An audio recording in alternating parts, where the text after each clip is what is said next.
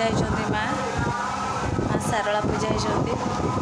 तो मुझे already makeup हो सारी बसी खाली अपेक्षार अच्छी केते बेले मुझे तो फ्रेंड मुझे कहबी आपण मैंने जदि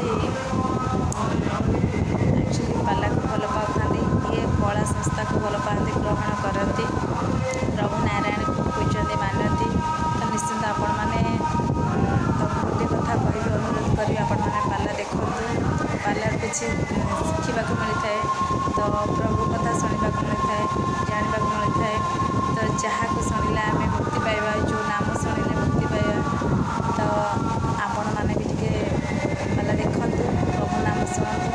प्रभु नाम जप मुक्ति पाइबे तो फ्रेंड तो मत तो टाइम ना तो मुझे पलैबी ए स्टेज को तो जदि आपण मैंने